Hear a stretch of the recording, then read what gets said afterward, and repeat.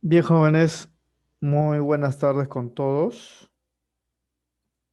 Vamos a comenzar ya el desarrollo de la clase.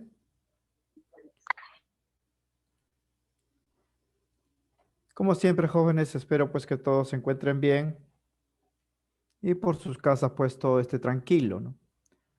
Siempre mencionamos pues que la tranquilidad en nuestro hogar hace pues que las cosas, ¿no? Que vamos a desarrollar durante el día sea de buena manera, ¿no? Con más ganas, con alegría, sin tener pues que estar preocupados, renegando de las cosas, ¿no? Por eso hay que portarse bien, hay que apoyar, ¿no? a su familia y hay que también pues cuidarnos los unos a los otros, ¿no?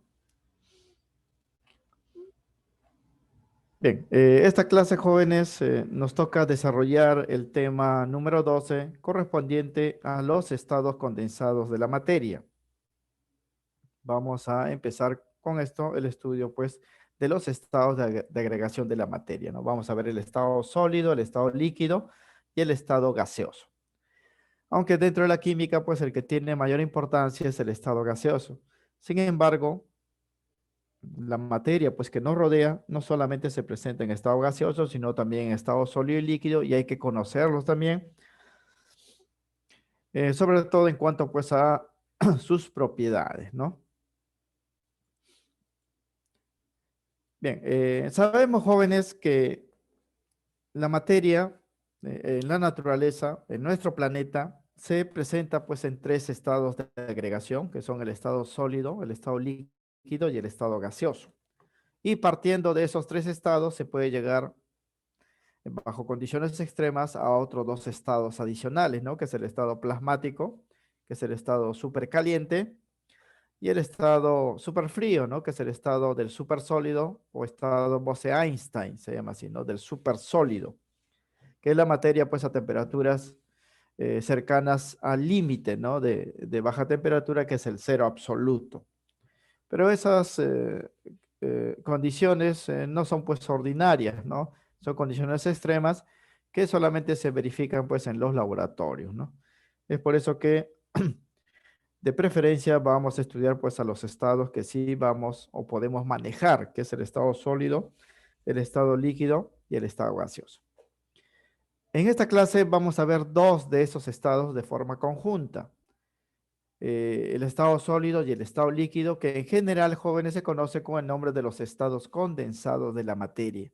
Así se le llama a los dos de forma conjunta. Entonces vamos a decir que se denomina así o de esta forma a los estados de agregación sólido y líquido. Entonces siempre que hablemos, ¿no?, de estados condensados, vamos a estar hablando de los sólidos y los líquidos. Pues, jóvenes, en estos estados las partículas que conforman a los cuerpos se encuentran muy cerca unos de otros, ¿no?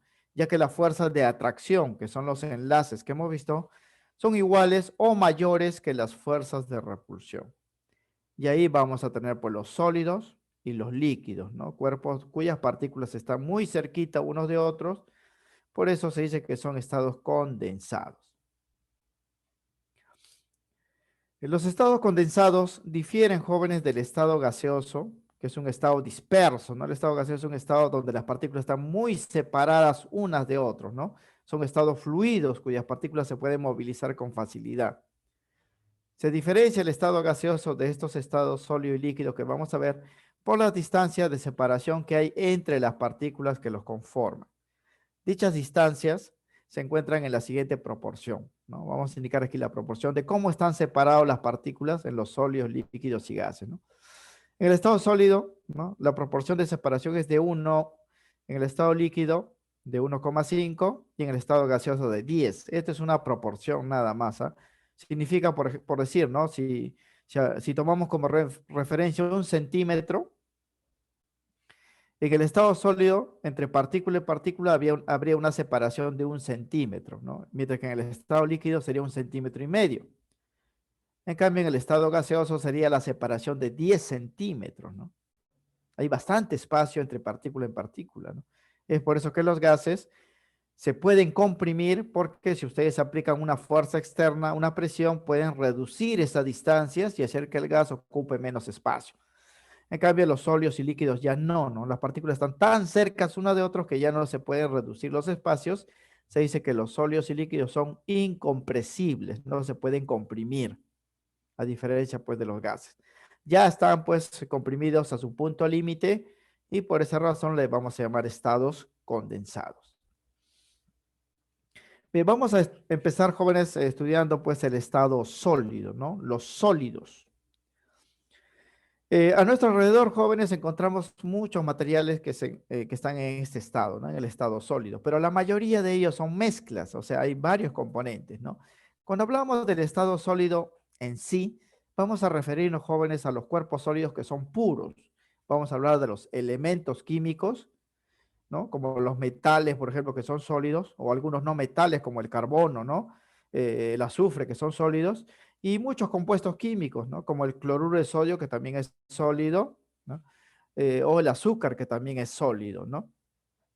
Incluso el agua, que es líquido, se puede llevar al estado sólido y tenemos el hielo. Eso pues son sólidos, ¿no? No vamos a estudiar, por ejemplo, a los sólidos como las rocas, ¿no? Que tienen varias cosas, ¿no?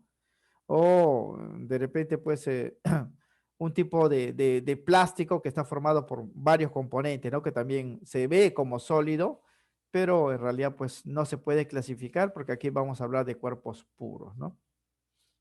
De cuerpos puros. Incluso nosotros, jóvenes, los seres humanos, tenemos la apariencia, pues, sólida, ¿no? Somos materia, pero en realidad, pues, no somos sólidos. Tenemos varios componentes y nuestro componente mayoritario, pues, es el agua, ¿no? Que en realidad pues no es sólido, pero la apariencia que mostramos es sólida, ¿no? Entonces hay que tener cuidado. Cuando hablemos del estado sólido, nos vamos a referir a los sólidos puros, sustancias químicas y compuestos químicos, ¿no? Bien, entonces el estado sólido, jóvenes, corresponde al estado de agregación de la materia donde predominan las fuerzas de atracción entre las partículas, ¿no? La repulsión es mínima, la atracción es la que está presente, jóvenes, en mayor grado, ¿no? Por eso las partículas están muy cerquita, pues, uno de otro, ¿no? Los sólidos, jóvenes, son cuerpos rígidos. Hay que saber eso. Rígido significa que no se pueden movilizar, no pueden cambiar de posición por sí solos, ¿no? Carecen de movimiento propio. Poseen forma y volumen definidos, ¿no? O sea, su forma está así, va a permanecer así en el tiempo, a menos que ustedes, pues, lo deformen de alguna manera, ¿no? Pero si no generan ninguna fuerza sobre él, su forma va a ser siempre constante y el espacio que ocupa también va a ser el mismo. Su volumen es definido. Las propiedades físicas y químicas de los cuerpos sólidos, jóvenes, van a ser constantes y definidas siempre y cuando el cuerpo sólido sea pues puro. Por eso estamos mencionando que aquí vamos a hablar solamente de los cuerpos sólidos puros. Es decir, vamos a hablar de los elementos químicos sólidos y los compuestos químicos sólidos. Bien, tipos de sólidos. En la naturaleza vamos a encontrar dos tipos de sólidos, jóvenes, dependiendo esta característica que vamos a mencionar, ¿no? Existen dos tipos de sólidos, los cuales se diferencian por la forma como están distribuidas en el espacio las partículas que lo conforman. Recuerden, jóvenes, que el sólido es un cuerpo en 3D, en 3D, tercera dimensión, entonces las partículas que tienen van a estar distribuidas en el espacio de dos maneras, ¿no? Y por esa razón va a haber dos tipos pues, de sólidos, ¿no? El primero de ellos se llaman los sólidos amorfos. La palabra amorfo significa pues sin forma, ¿no? Estos sólidos, jóvenes, se caracterizan porque las partículas que lo conforman poseen un ordenamiento irregular, o sea, están ordenados de forma irregular, ¿no? O sea, no tienen un orden fijo, simplemente están ahí colocados así al azar, ¿no? Forma irregular en el espacio. Y en ese aspecto, los sólidos amorfos, jóvenes, se parecen más a los líquidos, ¿eh? Porque los líquidos también tienen ese ordenamiento irregular. Estos tipos de sólidos amorfos se parecen bastante a los líquidos. Es por eso que no se estudia dentro del estado sólido, ¿no? Vamos a ver que esto se menciona, pero no vamos a estudiar este tipo, pues, de sólidos, ¿no? Porque se parece, como le digo, más a los líquidos. En física, a estos sólidos se les suele llamar líquidos sobreenfriados, ¿no? pues se cree, jóvenes, que estos sólidos amorfos se crearon por un enfriamiento muy rápido de los líquidos. O sea, los líquidos se enfriaron muy rápido y las partículas no tuvieron tiempo de ordenarse de forma regular y quedaron así desordenados. Estos son pues los cuerpos sólidos que se denominan amorfos, ¿no? Bien. Son ejemplos de sólidos amorfos el vidrio, por ejemplo. El vidrio parece en realidad un líquido, ¿no? Solo que se enfrió muy rápido y quedó así. Si ustedes lo analizan, jóvenes, con instrumentos para ver cómo están ordenadas las partículas, van a ver que está todo desordenado en el interior. Así también los plásticos polímeros, que son puros, la brea y el asfalto de carretera, la madera, el caucho y otros objetos similares a los plásticos son amorfos, le llaman. Amorfos, sólidos amorfos, ¿no? Ya que no poseen un ordenamiento regular de sus partículas, ¿no? Y justamente por ese desorden, sus propiedades físicas también son irregulares, ¿no? Por ejemplo, los puntos o temperaturas de fusión. Cuando tenemos un sólido, jóvenes, que sí es regular, como el hielo, por ejemplo, agua sólida, y ustedes lo calientan, ustedes han visto cómo se derrite, empieza a caer gotitas, gotitas de los costaditos, ¿no? Hasta que se convierte completamente líquido. Lo mismo pasa con el hierro, ¿no? Si ustedes calientan el hierro, que es un sólido, van a ver, jóvenes, poquito a poquito de que de ese sólido van a salir gotitas, gotitas, gotitas, gotitas y se va a derretir. En cambio, los sólidos amorfos no tienen esa cualidad, ¿no? La mayoría de los sólidos amorfos, cuando ustedes lo calientan, no se derriten directamente, sino se ablandan, se deforman, ¿no? Ustedes han calentado alguna vez el plástico y notan que no se vuelve líquido de frente, ¿no? Se deforma y recién empieza pues a derretirse por un lado y por otro lado no. En cambio, los sólidos que sí van a ser regulares, lo hacen pues de una manera fija, ¿no? Otras propiedades irregulares son los índices de refracción. ¿Qué significa, jóvenes? Que cuando llega la luz a estos cuerpos amorfos, la luz se desvía a un ángulo que es variable. En cambio, los sólidos regulares va a haber un ángulo fijo, ¿no? Como vamos a ver. Eso pasa con el vidrio, por eso cuando ustedes se ven en el vidrio, jóvenes, su imagen no siempre pues es la real, ¿no? Porque aparece un poco deformado por el índice de refracción. Hay cristales, jóvenes, el vidrio no es un cristal, se le llama cristal, pero es incorrecto decirlo, que el reflejo de la luz sí es pues regular y ahí podría verse de forma clara la imagen, ¿no? Como los cristales pues de las pantallas de los celulares o de los televisores o los cristales hechos de cuarzo, ¿no? Ellos sí son pues regulares, en cambio estos amorfos no. Muchas de las propiedades físicas de estos cuerpos son irregulares por justamente la irregularidad de las partículas que poseen en cuanto a su ordenamiento, ¿no? Se dice que estos cuerpos amorfos son isotrópicos. Recuerden esa palabrita. Iso viene de igual, trópico viene pues de desorden, ¿no? Esto quiere decir que en los sólidos amorfos el desorden es igual en cualquier porción del cuerpo, ¿no? Eh, Trópico viene de entropía, jóvenes, entropía que mide el desorden de los sistemas. Los sólidos amorfos son isotrópicos porque el desorden es simétrico en todos los lados, ¿no? O sea, ustedes analizan un sólido amorfo, una porción, luego otra porción y van a encontrar el mismo desorden, ¿no? Isotrópicos lo llaman. Bien, este tipo de sólidos, como hemos mencionado, no lo vamos a estudiar. Se menciona, ¿no? Pero no tienen aplicaciones dentro de la química, más bien en la física, sí, ¿no? Bien, el otro tipo de sólido que sí vamos a estudiar se llaman sólidos cristalinos. Estos son los sólidos verdaderos, ¿no? Los sólidos verdaderos, ¿no? Corresponden a a los sólidos propiamente dichos, ¿no? En estos cuerpos, en estos sólidos que les vamos a llamar nosotros cristales, ¿no? Las partículas que lo conforman presentan un ordenamiento regular en el espacio. Aquí sí todo está bien ordenadito, ¿no? Por esta razón, sus propiedades físicas y químicas son definidas y constantes. Ahí sí van a tomar valores fijos, no como en los sólidos amorfos, que por la irregularidad, las propiedades pues medidas varían dependiendo de las porciones que se están midiendo, ¿no? Estos tipos de sólidos cristalinos ya no son isotrópicos, sino se llaman anisotrópicos, ¿no? Anisotrópicos porque aquí el desorden es mínimo. Más bien el ordenamiento pues es lo que prima, ¿no? O sea, lo que se mantiene. Pues el desorden o entropía en estos cuerpos cristalinos, sólidos cristalinos, casi no existe, ¿no? Están bien ordenaditos. Por ejemplo, fíjense acá. Este es un esquema de cómo se representa, jóvenes, en el espacio a un sólido cristalino y a un sólido amorfo, ¿no? El cristalino lo verían así, bien ordenaditos las partículas, ¿no? Bien ordenados, por lo tanto sus propiedades son fijas.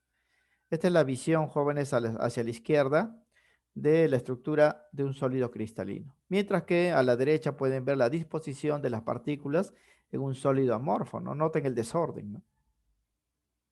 Hay cierto orden, pero de corto alcance, ¿no? En cambio, en los sólidos cristalinos el orden pues es completo, ¿no? Completo. Así verían, jóvenes, por ejemplo, en los plásticos, ¿no? O en los polímeros como la celulosa, ¿no? La madera, verían así a las partículas, a las moléculas, ¿no? En cambio, los sólidos cristalinos como el oro, que es un metal, ¿no? Que es un cristal, o el azúcar, ¿no? Sacarosa, o el cloruro de sodio, verían este ordenamiento para las partículas que lo conforman. Entonces, es este tipo de sólido los que nosotros vamos a estudiar, sólido cristalino o simplemente cristal, le vamos a llamar. Por eso hay que tener cuidado, ¿eh? Cuando nosotros vemos el vidrio, le decimos, no, ahí está hecho de cristal, y no es así, ¿eh? No, no es así. El vidrio es un sólido pues amorfo, ¿no? Pero sí hay cristales similares al vidrio que se fabrican inclusive con los mismos materiales, ¿no? Y esos están hechos, jóvenes, de cuarzo. Y el cuarzo, por ejemplo, recubre muchos objetos. La pantalla de nuestros celulares pues está hecho de cuarzo. Los relojes están hechos pues de cuarzo, de cristales. Los lentes que usamos, jóvenes, son cristales. Eso no es vidrio, por si acaso. Porque si fuese vidrio pues no veríamos bien, ¿no? Estos son cristales. Tienen un índice de refracción bien definido, por eso tiene una medida pues específica. Esos sí son cristales.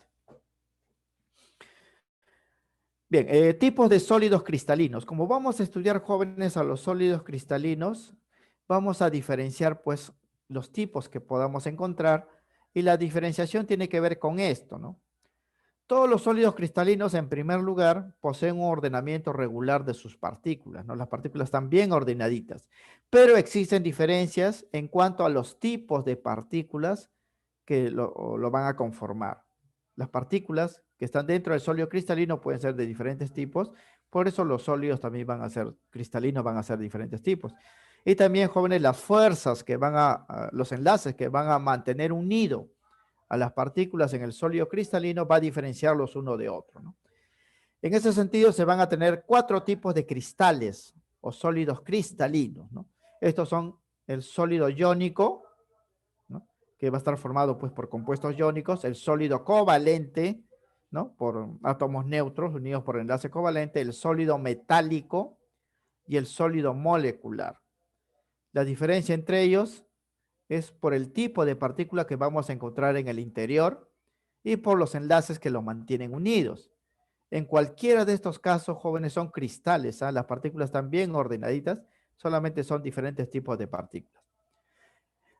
En este cuadrito vamos a indicar los resúmenes, ¿no? En este caso, de estos 4 tipos de sólidos cristalinos o cristales.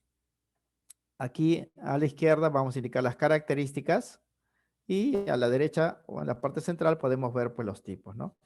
En el sólido iónico, las partículas que van a estar en el interior van a ser cationes y aniones. Eso ya lo sabemos por la teoría del enlace. En el sólido covalente van a ser átomos neutros, los que van a estar bien ordenaditos. En el sólido metálico son los cationes metálicos, porque los metales tienden a perder electrones, a oxidarse. Y en los sólidos moleculares va a haber moléculas. Moléculas, ¿ah? Esa es la diferencia. Sólido iónico, cationes y aniones, porque es enlace iónico, aquí átomos neutros, en el metálico cationes y en el sólido molecular moléculas. Por eso los nombres, ¿no? El enlace que va a mantener unido a los cationes y aniones en el sólido iónico va a ser el enlace iónico que nosotros ya conocemos, ¿no? En el sólido covalente, el enlace que va a mantener unido a los átomos neutros, obviamente es el enlace pues covalente, que se da por compartición de electrones, sabemos, ¿no? En el sólido metálico, los cationes van a estar unidos a los electrones libres mediante pues el enlace metálico. Y en el sólido molecular, las moléculas van a estar unidas por las fuerzas de Van der Waals que hemos mencionado.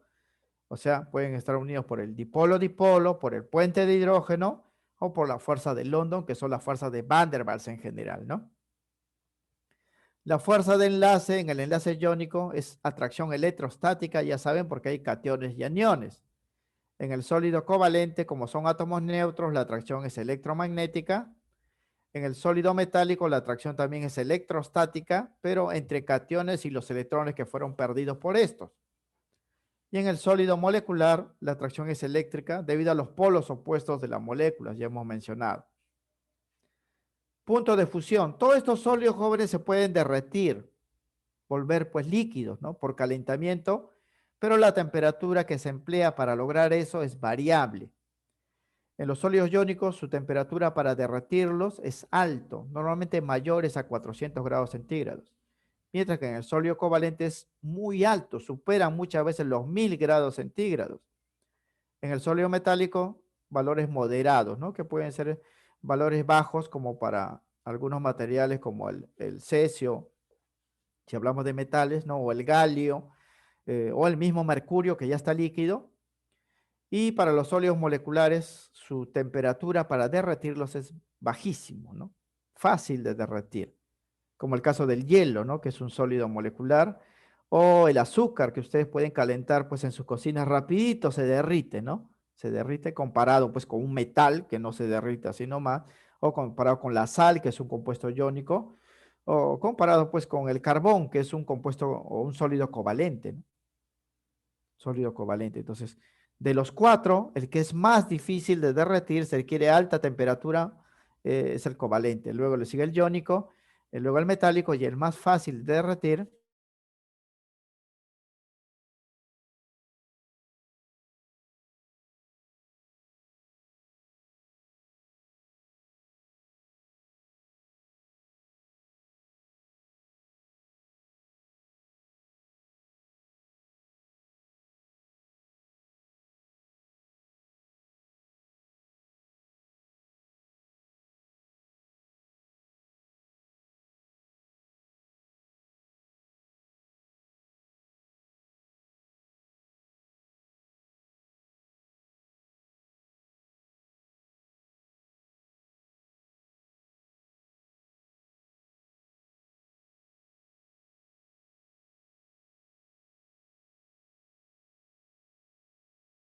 La sílice con la cual se hace los chips de computadoras o de los celulares.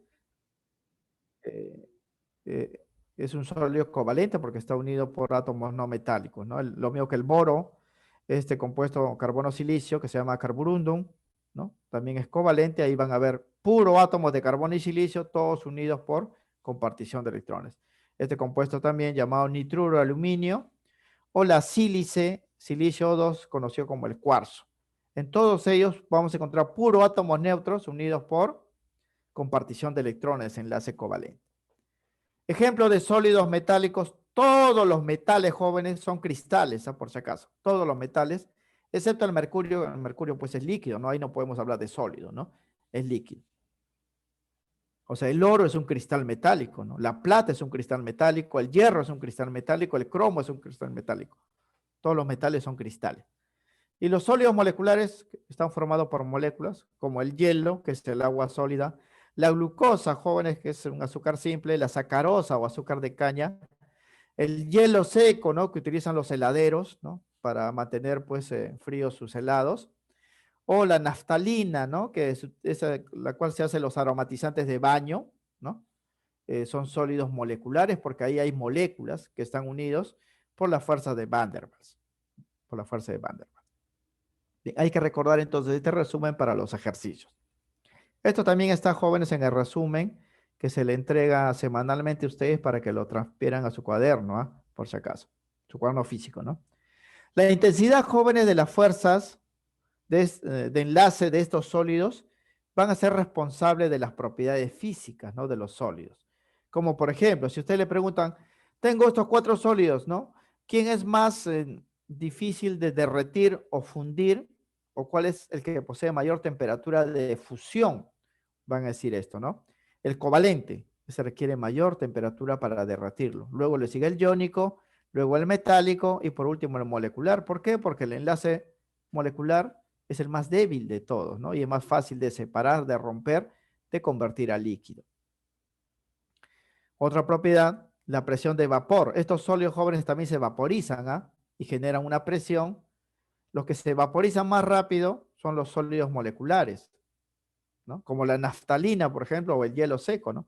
O el mismo hielo, muchachos. Ustedes habrán visto que cuando tienen un trozo de hielo y lo ven detenidamente, parece que saliera un vapor de la superficie, ¿verdad?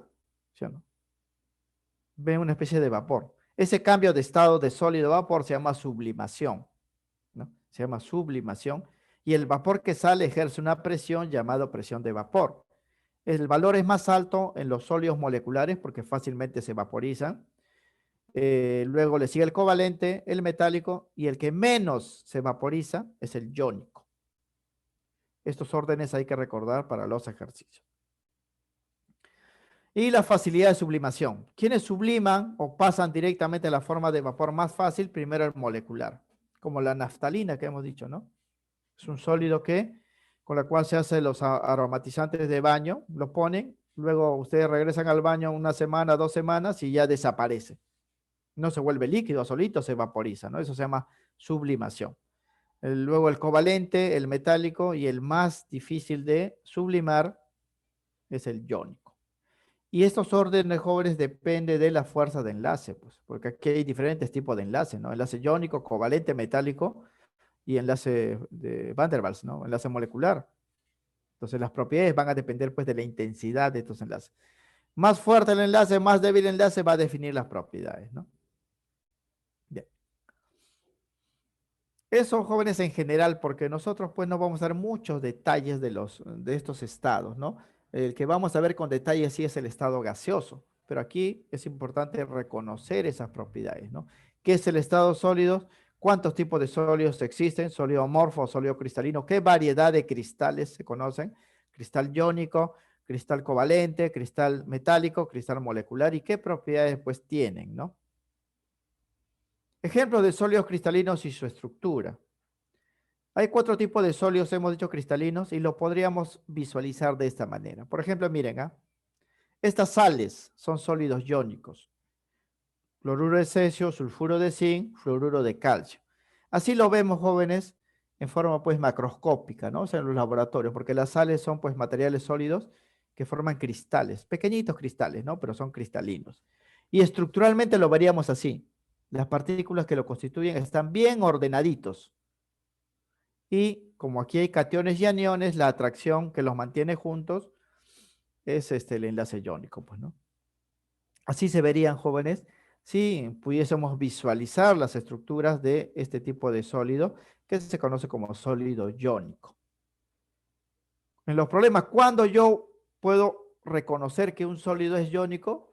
Viendo, jóvenes, en la fórmula que está constituido por metal, no metal. Pues metal, no metal es iónico, ¿no? Enlace iónico. Entonces, cuando me den un problema y me den varias fórmulas y me digan cuál de ellos es un sólido iónico, yo debo buscar pues aquellos que estén formados por metales y no metales. Porque si están formados solamente por no metales, va a ser covalente, ¿no? Si está formado por moléculas, va a ser pues molecular. Y si está formado solamente por metales, es un sólido metálico, ¿no? De esa manera lo voy a reconocer. Sólido covalente, por ejemplo, fíjense acá, el grafito y el diamante, ¿no?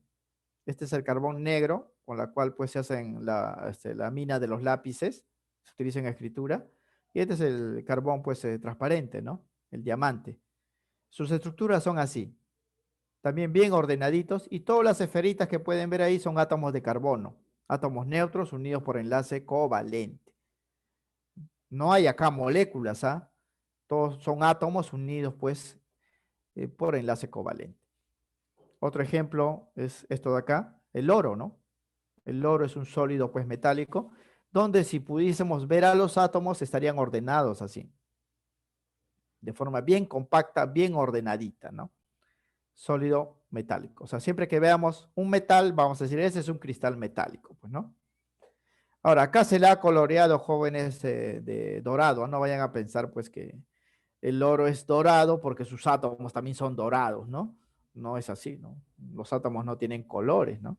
El color es originado por la difracción pues de la luz, ¿no? No tiene nada que ver pues con los átomos. Y el sólido molecular, como el hielo, jóvenes. El hielo, por ejemplo, se ve así, ¿ah? Estructura del hielo, ¿no? Las esferas en rosado son los átomos de oxígeno y las esferas pues en gris son los átomos de hidrógeno.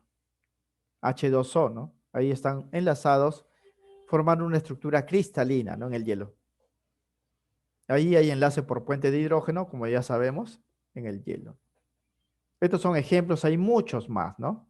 En todos ellos van a ver siempre que las partículas que lo constituyan, sean cationes, aniones, sean átomos neutros, cationes metálicos o moléculas, el ordenamiento siempre va a ser regular. Y yo voy a reconocer uno y voy a diferenciar pues uno de otro por las fórmulas, jóvenes, ¿ah? Por las fórmulas. En los sólidos iónicos, metal no metal, sólidos covalentes, puro átomos no metálicos, sin una fórmula fija. Sólido metálico, todos los metales menos el mercurio. Y sólido molecular, debo ver pues fórmulas definidas, ¿no? Definidas como el agua, H2O, el CO2, ¿no? O la glucosa, que tiene una fórmula definida, es una molécula, o la sacarosa u otros sólidos, ¿no?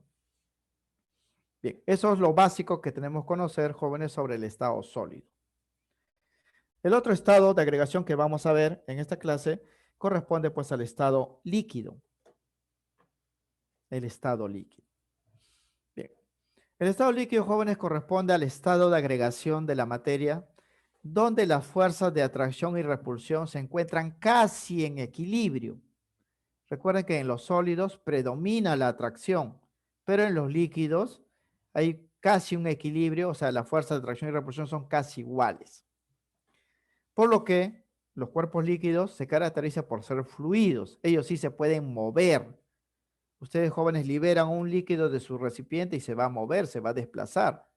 Eso no pasa con los sólidos, ¿no? En los líquidos sí. Se dice que son fluidos.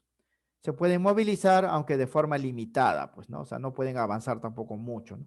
No es como los gases, jóvenes. Los gases ustedes lo liberan y se desplazan, pues, en todo el espacio disponible, ¿no? En cambio, los líquidos están limitados en su movimiento, pero sí se mueven, por eso se dice, pues, que son fluidos.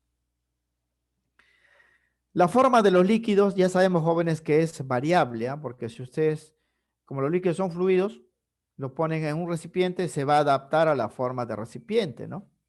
Si ese recipiente, jóvenes, es cilíndrico, la forma va a ser cilíndrica, ¿no? Si el recipiente es esférico, el líquido va a adoptar la forma esférica, ¿no? Si es de repente, pues, una forma de espiral, ¿no? Un recipiente en forma de espiral igualito, ¿no? Va a adoptar la forma, pues, característica. Su forma es variable, pero su volumen sí es constante, el volumen no cambia, el espacio que ocupa no cambia. ¿Por qué? Porque las partículas, ya hemos mencionado, están muy cerca uno de otro, ya no se pueden reducir los espacios. Las partículas que conforman, jóvenes, a los líquidos presentan libertad de movimiento, ¿no? Por eso se pueden desplazar, aunque de forma limitada.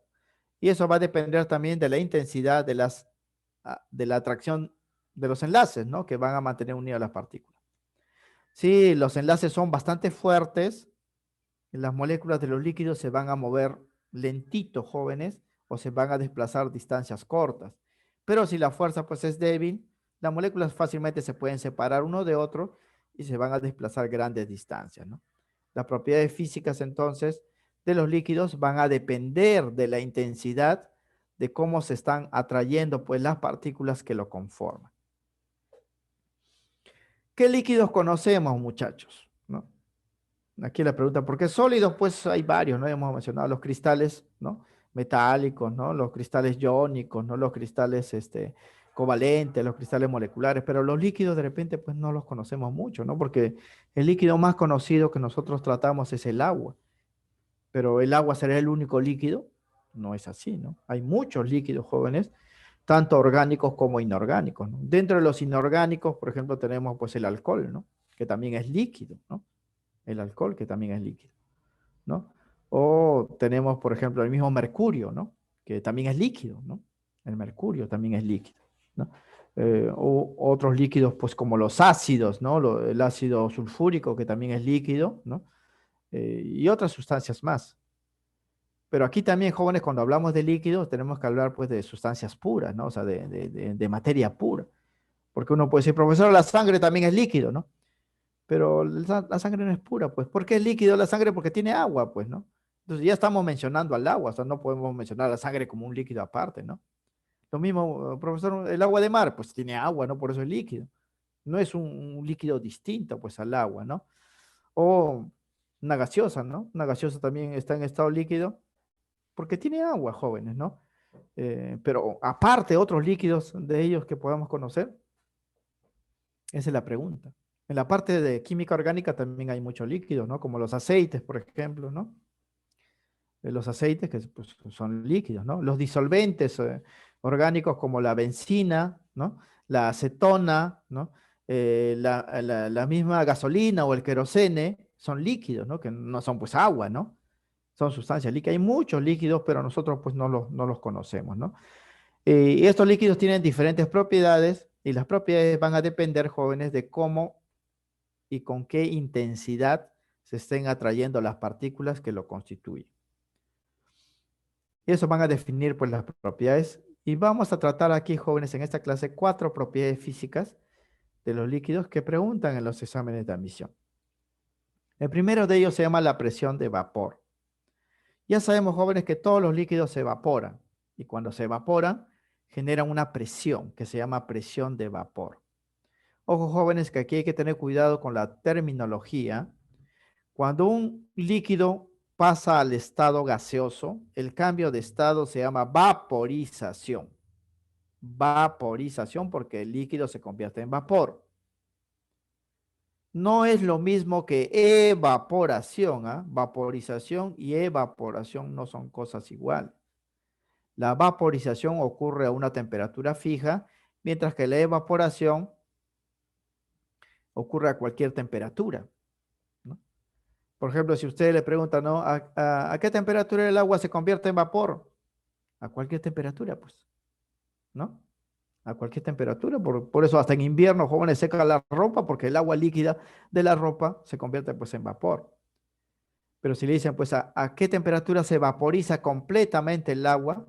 ¿No? Eso ya es temperatura de ebullición, así el líquido hierve, el agua ahí ocurre pues a 100 grados centígrados, ¿no? Se convierte completamente, entonces eso es otra cosa, hay que tener cuidado. La presión de vapor es una propiedad física e intensiva de la materia que mide, jóvenes, la presión máxima que ejerce el vapor de un líquido que se encuentra confinado en un recipiente cerrado. Es decir, para yo medir la presión de vapor de un líquido, debo encerrarlo en un recipiente y esperar, jóvenes, que se vaporice completamente hasta un estado de equilibrio, ¿no? Esto va a ocurrir a cierta temperatura y el valor máximo de esta presión se va a alcanzar cuando se llegue pues a un equilibrio entre la vaporización y la condensación. Si ustedes tienen un recipiente abierto y tienen un líquido, por acción del calor del ambiente, poquito a poquito, jóvenes, todo el líquido se va a evaporar y va a desaparecer, ¿no? Pero si yo quiero medir la presión con la que está saliendo ese vapor, debo cerrar el recipiente y esperar, jóvenes, que el espacio que estaba vacío se llene de vapor, ¿no? A un punto máximo y ahí se hace la medida. Esa medida se llama presión de vapor. Más o menos con este esquema, ¿no? Esta es la evaporación, ¿no? Porque la evaporación, como mucho, ocurre a cualquier temperatura, ¿no? Nosotros derramamos un líquido pues en la mesa, podemos dejar ahí pues un tiempo y va a desaparecer. Así sea verano o sea invierno. En verano pues es más rápido, ¿no? En invierno más lento, pero se da. En cambio, si yo quiero medir la presión de vapor, debo cerrar el recipiente. Igual, jóvenes, el líquido va a vaporizarse, ¿no? Va a evaporarse, pero va a llegar un punto en que el espacio, ¿no?, que está en el interior se va a llenar de vapor, va a llegar a un máximo. Y cuando se llegue a ese máximo va a haber un equilibrio entre pues la cantidad de moléculas que están pasando a la forma de vapor y la cantidad de moléculas que están retornando a la forma líquida. En ese momento se mide la presión y esa presión máxima se llama presión de vapor. Se dice que el sistema está saturado de vapor de agua. En este caso, la evaporación ha llegado a un equilibrio con la superficie del líquido, ¿no? Porque ya no puede vaporizarse más. Para salir más moléculas de líquido, deben regresar algunas de ellas de la forma de vapor al líquido, ¿no? Se ha alcanzado el estado de saturación, se dice, y ahí se mide esta presión de vapor, ¿no? Y estos jóvenes se mide a una temperatura fija, ¿no? Porque se supone que mientras más caliente esté pues el líquido, más rápido se evapora y la presión de vapor va a ser más alta. Si el líquido está frío, la evaporación va a ser más lenta y la presión que se va a generar pues va a ser menor, ¿no? La evaporación entonces ocurre a cualquier temperatura y a diferentes velocidades, mientras que la vaporización ocurre pues a velocidad constante a una temperatura definida. Hay que tener en cuenta eso. Bien, la vaporización, jóvenes, y la presión de vapor son proporcionales con la temperatura. Esto sí hay que saberlo, ¿no? Es decir, si yo tengo un líquido, ¿no? Y lo dejo al ambiente y hace bastante sol, este se va a evaporar o vaporizar pues rápidamente, ¿no? Pero si la temperatura pues del ambiente es baja, lo va a hacer lentamente. Entonces es directamente proporcional con la temperatura. Pero son inversas, jóvenes, con la intensidad de las atracciones moleculares. Porque para que ocurra vaporización, las moléculas deben separarse, ¿no? Y la separación depende, jóvenes, de qué tan fuertemente pues estén unidos, ¿no? Si la fuerza de atracción es bastante grande, la evaporación va a ser muy lenta, ¿no? En cambio, si la fuerza de atracción es débil, fácilmente pues se pueden separar y convertir en vapor, ¿no? Así, por ejemplo, los líquidos como el agua, donde la atracción molecular es intensa por el puente de hidrógeno, generan una presión de vapor baja en el agua, mientras que en los líquidos como la gasolina, por ejemplo, donde las moléculas se atraen débilmente, la presión de vapor es alta. Y a esos líquidos que se evaporan rapidísimo, jóvenes, y ejercen mucha presión, se llaman líquidos volátiles y son líquidos peligrosos, jóvenes. ¿Ah? Ustedes, no sé si alguna vez habrán tenido pues eh, la presencia de gasolina en un recipiente y ustedes acercan, jóvenes, la cabeza y notan que el vapor es fuerte, ¿no? Fuerte, lo satura rápidamente. En cambio el agua, pues no. El agua no. Claro que la gasolina y el agua igual se van a vaporizar, ¿no?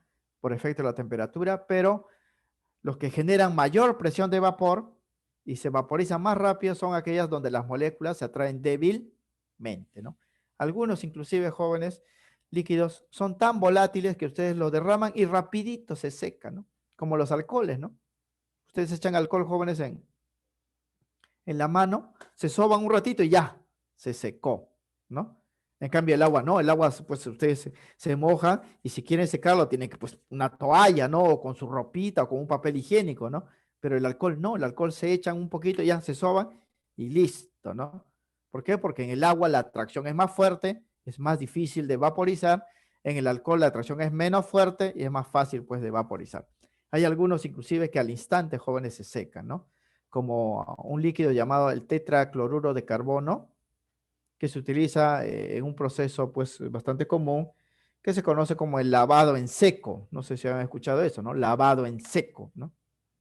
Por ejemplo, cuando ustedes quieren limpiar un terno, que no lo pueden colocar pues a la lavadora, ¿no? O lavarlo pues con una escobilla porque se malogra, lo llevan a una tintorería, se llama, y ahí lo lavan en seco, ¿no? O sea, con una botellita que contiene este líquido tetracloruro, le echan, disuelve las grasas, las manchas, lo soban y ya se secó al momento, ¿no? Ya se secó, eso se llama lavado en seco porque esos líquidos son muy volátiles. Su presión de vapor es muy alta porque se evaporan con facilidad, ya que la atracción entre las moléculas es bastante débil. Pues en los problemas, muchachos, de repente le van a dar tres líquidos y le van a decir, ¿quién tiene mayor presión de vapor? Ustedes van a responder, ¿no? Va a tener mayor presión de vapor aquel líquido cuya atracción sea más débil. Y ahí vamos a ver los enlaces, ¿no? Enlaces moleculares. Dipolo, dipolo, puente, hidrógeno, fuerza de London, ¿no? ¿Cuál era el más débil? La fuerza de London. Entonces, esos líquidos que tienen fuerza de London se van a evaporar rapidito, ¿no? Y van a tener pues alta presión de vapor. Normalmente los compuestos orgánicos tienen esas cualidades. Bien. La segunda propiedad que vamos a mencionar es la temperatura o punto de ebullición. Bien. La temperatura o punto de ebullición también es una propiedad física e intensiva de la materia, que es una temperatura, ¿no? A la que empieza a hervir pues un líquido. Y esto también es otro término, ¿no? Por ejemplo, evaporación, vaporización y ebullición son cosas distintas, ¿no? La evaporación es un fenómeno superficial. La vaporización es un cambio de estado. Y la ebullición, jóvenes, o que decimos que nosotros que el líquido está hirviendo, es un tipo de vaporización, pero que alcanza ya la totalidad del líquido, ¿no? O sea, se dice que un líquido está ebulliendo o está hirviendo cuando toda la masa del líquido está pasando simultáneamente a la forma de vapor, ¿no? ¿Y cómo me doy cuenta, pues, que está ocurriendo eso? Cuando veo que en el líquido empiezan a salir burbujas de todas las partes del líquido, ¿ah? Ahí voy a decir que ese líquido está empezando a hervir o está empezando a ebullir. Y eso ocurre a una temperatura llamada temperatura de ebullición o punto de ebullición.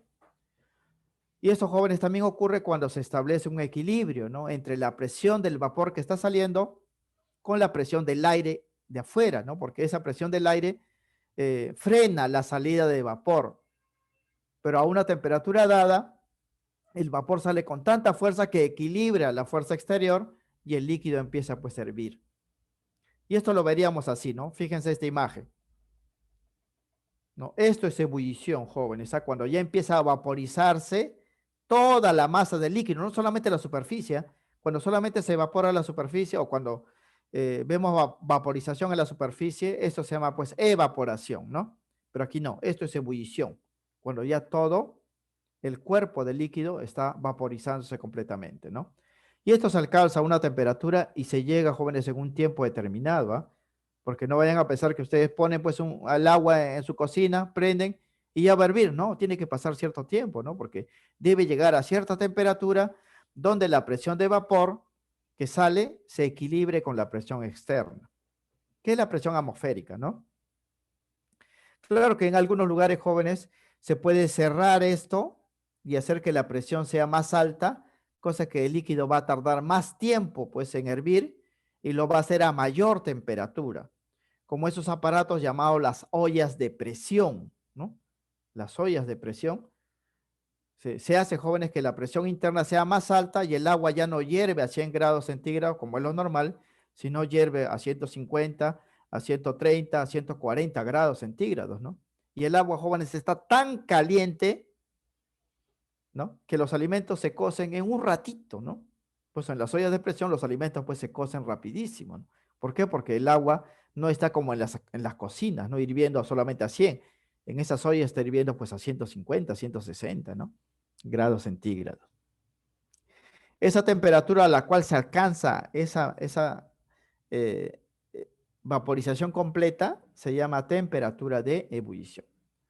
Y cada líquido pues tiene su propio valor dependiendo los enlaces que mantienen unidos a las moléculas, porque para llegar a esta ebullición igual hay que romper los enlaces, no hay que separar las moléculas y eso va a depender del tipo de enlace que haya pues en los líquidos, ¿no? Por ejemplo, si acá ustedes en vez de agua colocasen pues el alcohol herviría más rápido, ¿no? Si colocan aquí la gasolina pues serviría más rápido, ¿no? El agua hierve a un valor alto, ¿por qué? Porque las moléculas en el agua están unidas por un enlace muy fuerte que es el enlace puente de hidrógeno. Si el enlace fuese débil, herviría pues rápidamente, ¿no?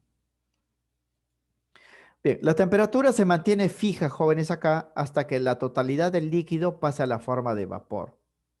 La temperatura de ebullición es una temperatura fija, no va a cambiar. Por ejemplo, ustedes ponen un termómetro y aquí va a marcar para el agua 100 grados centígrados, ¿no?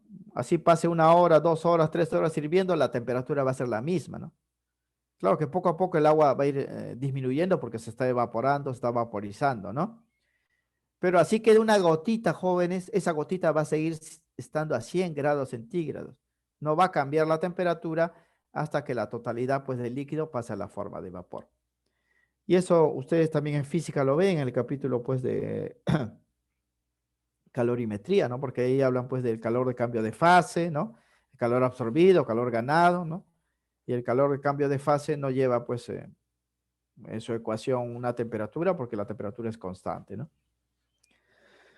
Bien, los líquidos, jóvenes, de alta presión de vapor, o sea, los que se evaporan fácilmente, hierven a bajas temperaturas. ¿Por qué? Porque ya están facilitando pues el proceso, ¿no? Ya están facilitando el proceso. Eh, Por ejemplo, ¿no? Si nosotros en un recipiente calentamos el agua ras o el tiner, esto hierve rapidísimo, jóvenes, ¿ah? Porque la atracción entre las moléculas es bastante débil.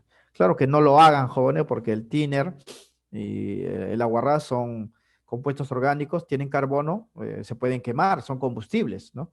Y puede pues causarle daño. En el laboratorio sí se hace, ¿no? Ustedes cuando ingresan a la universidad van a hacer todas esas medidas experimentales, pero con todas las protecciones del caso, ¿no?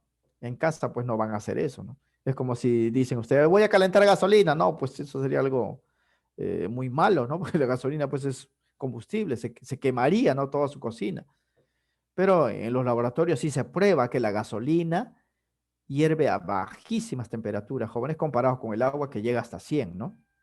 100 grados. Entonces, la temperatura a la que hierve un líquido va a depender de qué tipo de enlace pues esté uniendo a las moléculas del líquido, ¿no? Si el enlace es débil, rápido, pues baja temperatura va a hervir. Si el enlace es fuerte, va a requerir mucha temperatura, como el mercurio, miren, ¿ah? El mercurio, jóvenes, es un líquido metálico, el enlace es metálico, ya saben que el enlace interatómico es más fuerte que los enlaces pues, moleculares, puente hidrógeno, dipolo, dipolo, ¿no? El mercurio hierve, jóvenes, a una temperatura de más de 380 grados centígrados, ¿no? Mucho más que el agua, si ustedes quieren hacer hervir el mercurio.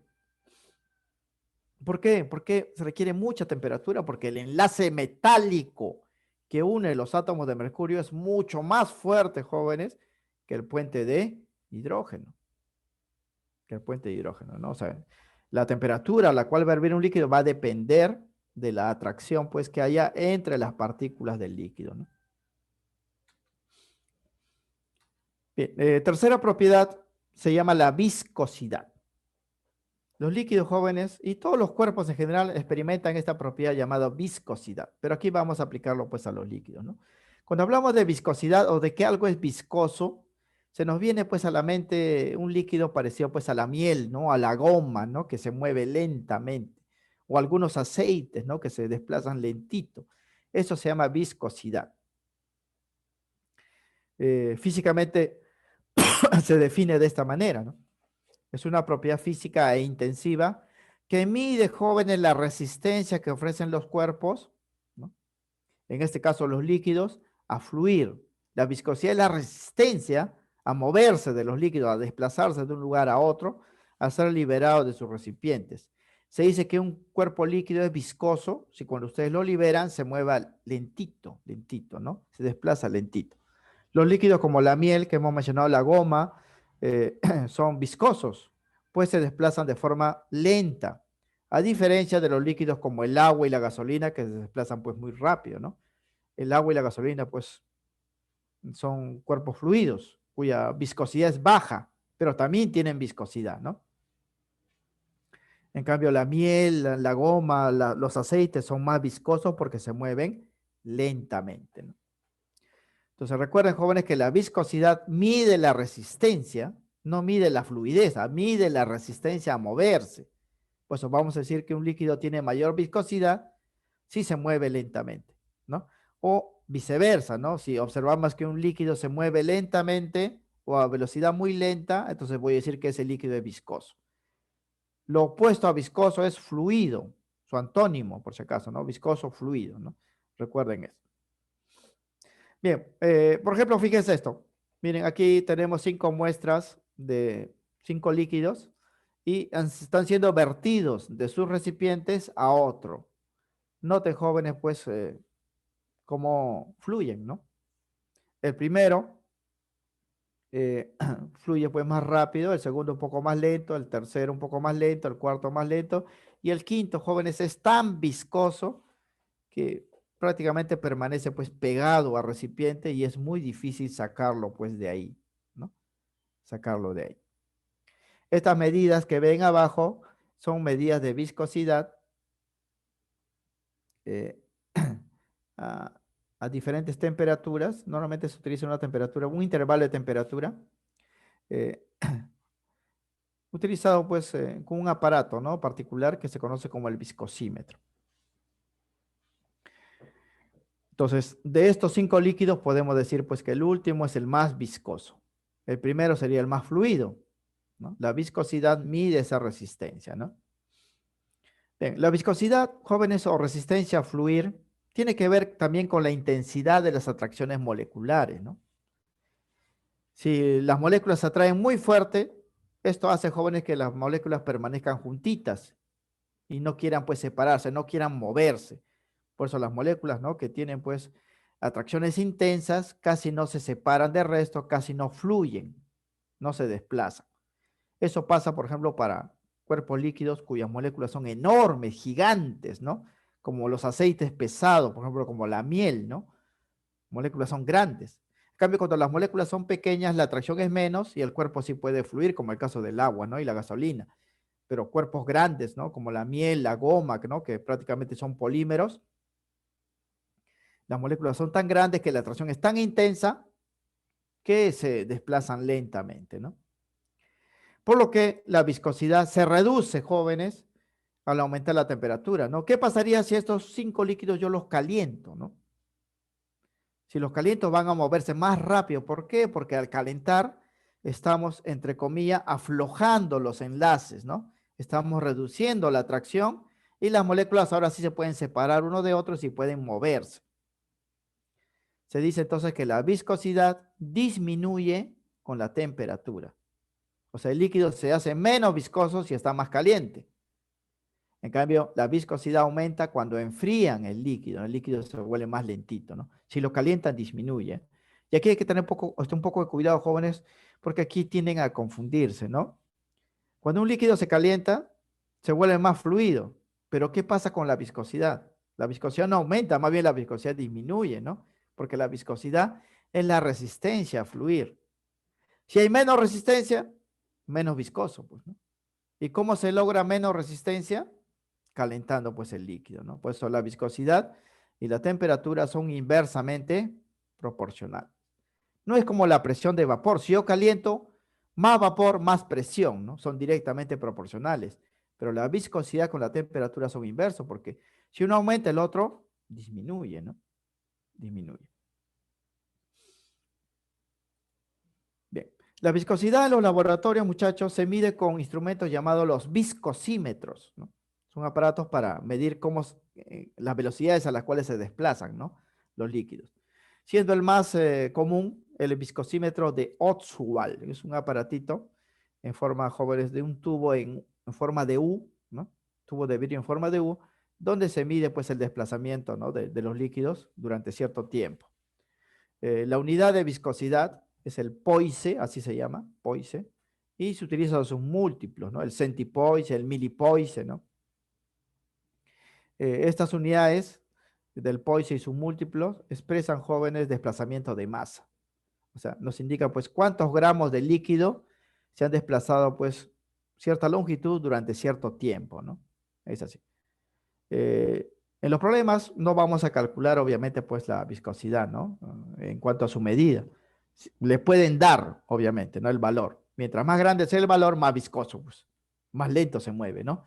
Menos el valor, menos viscoso, más fluido, más rápido se mueve, ¿no? Y le pueden dar pues las unidades, ¿no? Bien, la última propiedad, aquí es 4, se me pasó acá, puse 3, se llama la tensión superficial. Recuerden, hemos visto 3 propiedades anteriores a esta: la presión de vapor, que es la presión que ejerce cuando un líquido se vaporiza; la temperatura de ebullición, que es la temperatura a la cual hierven los líquidos; y la viscosidad, ¿no?, que es la resistencia que tienen los líquidos a fluir, ¿no?, a moverse, a desplazarse. La cuarta propiedad, aquí es 4, lo voy a cambiar, se llama tensión superficial. La tensión superficial también es una propiedad física intensiva que mide la fuerza, jóvenes, y la energía almacenada en la superficie de los líquidos. Los líquidos, jóvenes, a diferencia de los sólidos y los gases, se diferencian porque tienen una superficie, ¿no?, que es distinta, jóvenes, a otras partes del cuerpo del líquido, ¿no? Por eso se dice que la tensión superficial es una propiedad exclusiva de los líquidos. En cambio, la viscosidad lo pueden tener los sólidos, líquidos o gases, porque solamente mide la resistencia a moverse, ¿no? Lo mismo la presión de vapor. Hemos dicho que incluso los sólidos pueden vaporizarse, ¿no? Como el hielo y generar presión. Eh, pero la tensión superficial es propia de los líquidos, es exclusiva de los líquidos, ¿no? Ya que estos cuerpos líquidos presentan una superficie que va a ser muy diferente, jóvenes, a las otras porciones, pues, o regiones de este cuerpo, ¿no? Y eso es bastante curioso. Por ejemplo, si ustedes tienen un recipiente con agua, van a notar, jóvenes, que hay mucha diferencia entre la superficie del agua y el agua que está dentro, ¿no? La superficie del agua, ustedes pueden notar que parece una piel, ¿no? Es como si el agua tuviese una piel, ¿no? Encima, que separa, pues, los dos lugares, ¿no? El exterior y el interior. El interior es distinto. Y en esa piel se almacena una cantidad de fuerza o energía en la superficie, ¿no? Normalmente se utiliza el concepto de fuerza. Por eso cuando hablamos de tensión, estamos hablando de fuerza, porque en física tensión, pues, es fuerza, ¿no? En la superficie, pues, del líquido. También se puede expresar en términos de energía por área. La manifestación, jóvenes, de esta fuerza y esta energía llamada tensión superficial se debe a que hay en la superficie del líquido va a haber un desequilibrio de fuerzas intermoleculares. Lo que genera, jóvenes, que la resultante, ¿no? De estas fuerzas va a apuntar al centro del líquido y esa resultante genera, pues, una tensión hacia adentro, ¿no? Tensión hacia adentro. Así se podría observar en términos molecular, ¿no? Fíjese, esta es una porción del agua, por ejemplo, en un recipiente. Las moléculas que están en el interior, fíjense acá, en el interior, en el seno del líquido se dice, cada molécula está rodeada por otras y las fuerzas se compensan, pues, ¿no? O sea, hay compensación porque las fuerzas se equilibran en todas las direcciones. Sin embargo, las moléculas que están en la superficie solamente pueden atraerse hacia los costados y hacia abajo, porque hacia arriba no hay moléculas, ¿no? Hacia arriba no hay moléculas. Entonces, aquí va a haber una resultante. Aquí no, pues aquí se anulan todas las fuerzas, los vectores. En cambio, aquí va a haber una resultante y esa resultante va a apuntar hacia el centro del líquido. Y en muchos casos, jóvenes, esa resultante va a hacer que la superficie se curve, se va a curvar. Ahí ustedes deben haberlo notado, sobre todo cuando hay líquidos en recipientes muy pequeños, ¿no? O de área muy pequeña, se curva la superficie debido, pues, a esa tensión. O sea, la tensión superficial de los líquidos se debe a este desequilibrio, pues, de fuerzas, ¿no? Que es distinto en las moléculas superficiales a las moléculas que se encuentran, pues, en el interior, ¿no? Y eso genera esa tensión que se manifiesta, pues, con la curvatura de la superficie, ¿no? Aquí hay que hacer las correcciones. Esto es 4, la cuarta propiedad. Entonces, así se manifiesta la tensión superficial.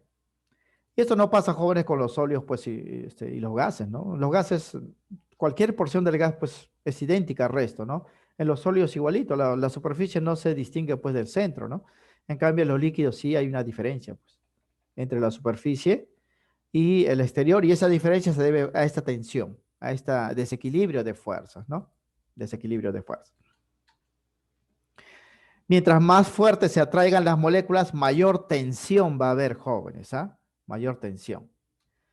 Y esa resultante va a ser, jóvenes, que todas las moléculas se curven hacia el centro y va a impedir que hagan contacto con el exterior.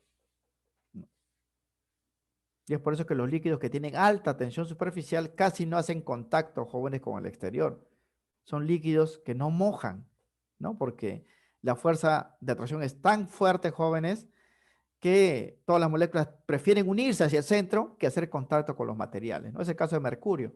Ustedes pueden tener un balde con mercurio y luego se le echan a la cabeza, jóvenes, a todo el cuerpo, y no se van a mojar, porque es tan grande la tensión superficial del mercurio, porque el enlace metálico es muy fuerte, que las moléculas van a permanecer unidas entre ellos y se van a separar de su cuerpo. No es como el agua tiene una tensión superficial que no es muy alta, el agua sí moja, ¿no? Pero hay otros líquidos, pues, que no mojan, ¿no? O se puede agregar, pues, al agua ciertos materiales para que puedan modificar su tensión superficial, hacerlo más grande o hacerlo más lento, ¿no? Hay algunas superficies, por ejemplo, que tienen ciertas sustancias materiales que se colocan a propósito para que cuando llegue el agua no lo moje. Por ejemplo, hay telas, no sé si ustedes han visto en algunas propagandas telas, con la cual se fabrican pues camisas, pantalones, se echan pues el agua y no lo mojan, ¿no? Porque ahí están modificando la tensión superficial.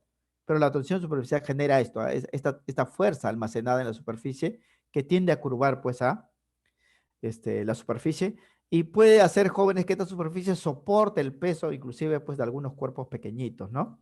Como aquí lo veríamos.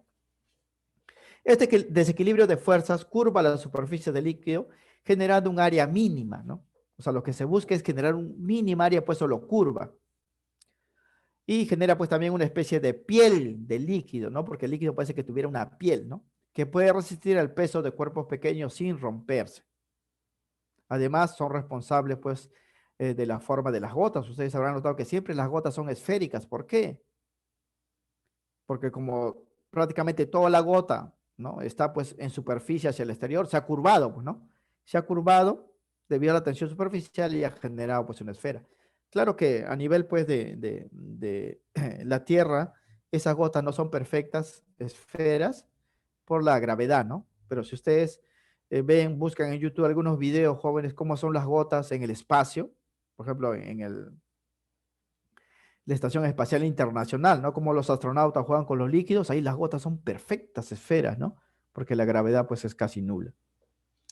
Veríamos estos casos, miren, por ejemplo, acá hay un líquido en un recipiente tubular y van a notar, jóvenes, que la superficie no es lineal, ¿no? Sino es curvada, se curva, ¿no? Se curva debido a la tensión superficial. Aquí hay una fuerza almacenada y esa fuerza puede soportar pues el peso de cuerpos pequeños, como por ejemplo un mosquito, ¿no? Saben que hay mosquitos que caminan en el agua. ¿Por qué no se rompe la superficie del agua? Por la tensión superficial, ¿no? Por la tensión superficial. Pero solamente objetos pequeños, ¿eh? Ustedes con cuidado pueden colocar un alfiler, ¿no? O un clip, ¿no? Y pueden hacer que flote en el agua a pesar de estar hecho de metal. ¿Por qué? Por la tensión superficial. Claro que los objetos grandes pesados sí se van a hundir, ¿no? Sí se van a hundir. Forma de las gotas, miren, ¿no? Esta es una telaraña donde el rocío, vapor de agua condensó y tiene esta forma, ¿no? ¿Por qué estas formas? Por la tensión superficial. ¿No ves que la superficie se ha curvado generando pues estas disposiciones, ¿no?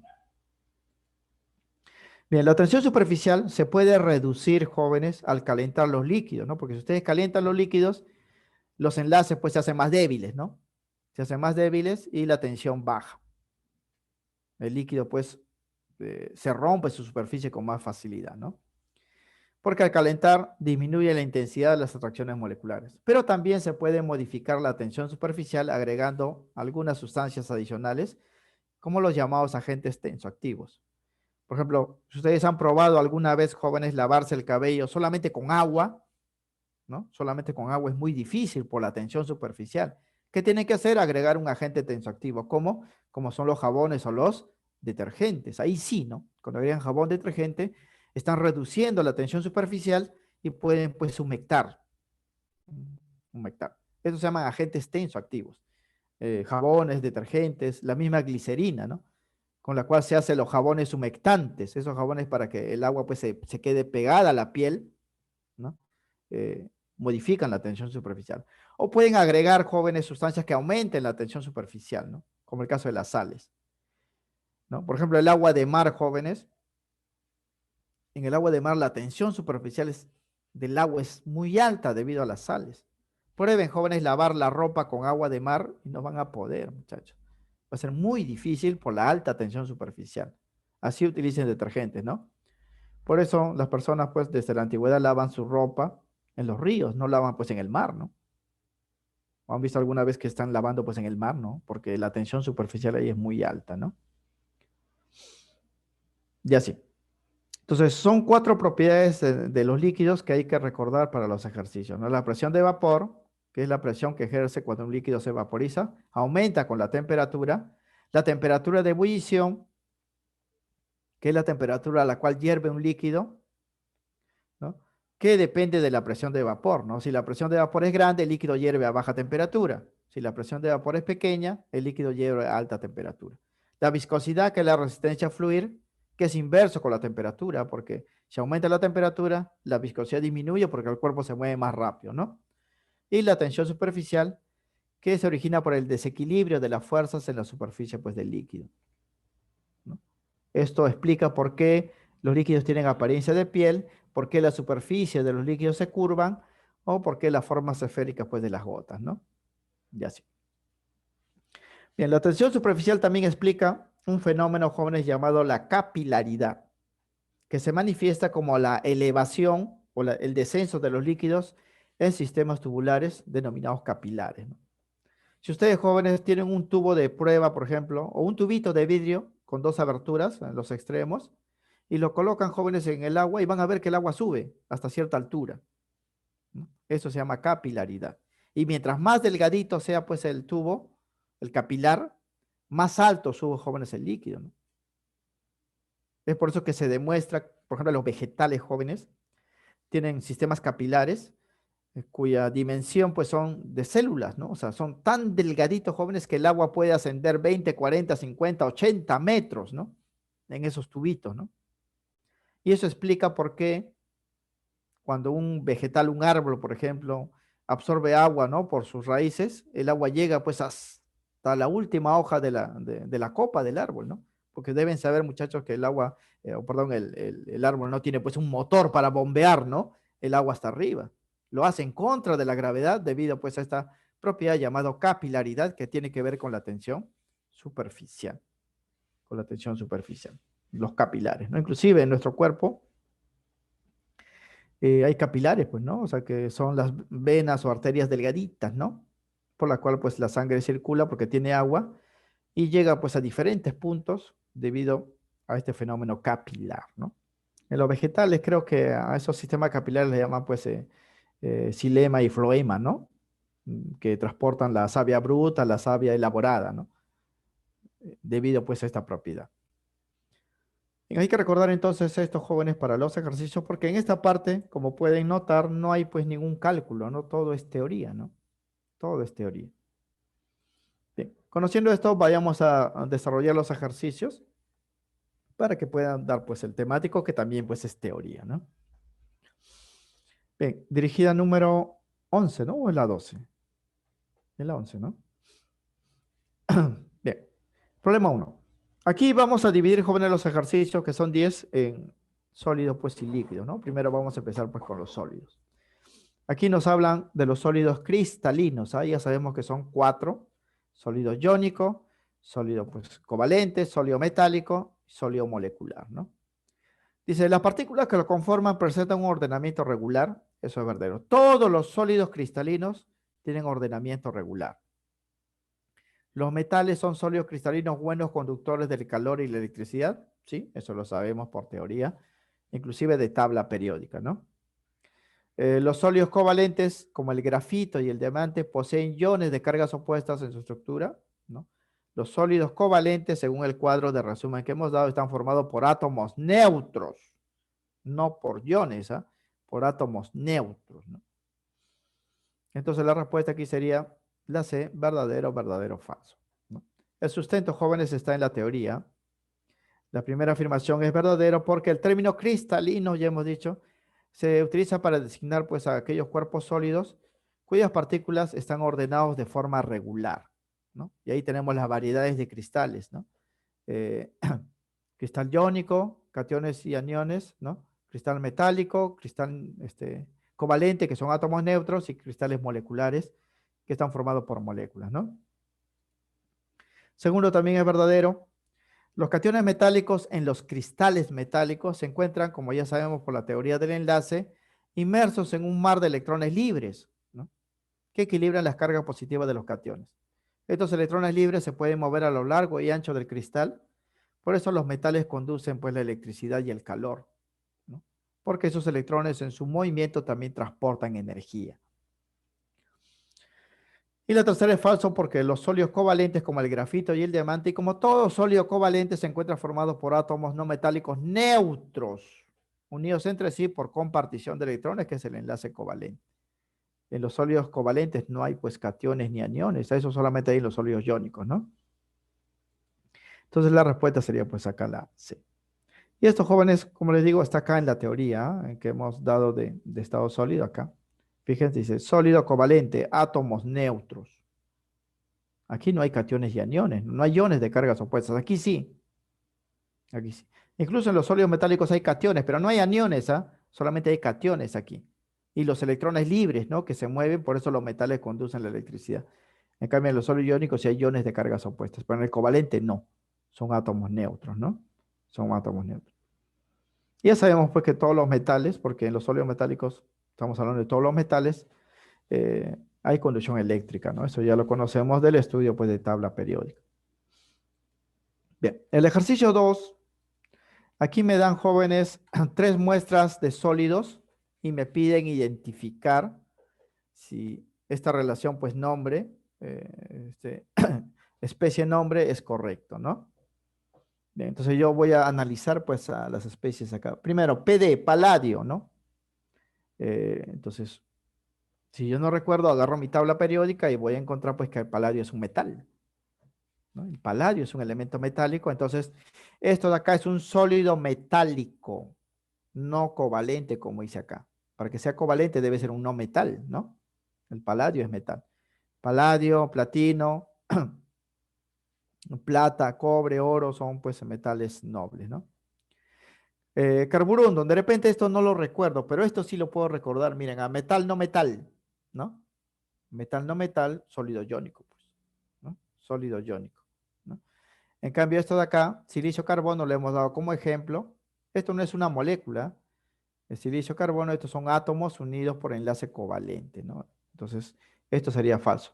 Moléculas son como el agua, H2O, glucosa, ¿no? O otras moléculas como el CO2, pero esto no. Estos son agrupaciones de átomos sólidos covalentes. Entonces, la solución para este problema tiene que ver, jóvenes, con los tipos de componentes en cada sólido, ¿no? El paladio es un metal, por lo tanto es un sólido metálico. Y como todos son sólidos metálicos, va a estar formado por cationes metálicos en un mar de electrones pues libres, ¿no? Estos cationes están unidos por el enlace metálico. El carborundum es covalente. Los átomos neutros de silicio y carbono se unen por compartición de electrones. Y la hematita es un sólido iónico porque metal no metal hay cationes y aniones, ¿no? Unidos por atracción electrostática. Atracción electrostática. Entonces, el único que cumple la relación correcta, pues es la 3, ¿no? La respuesta sería solo 3, ¿no? Solo 3.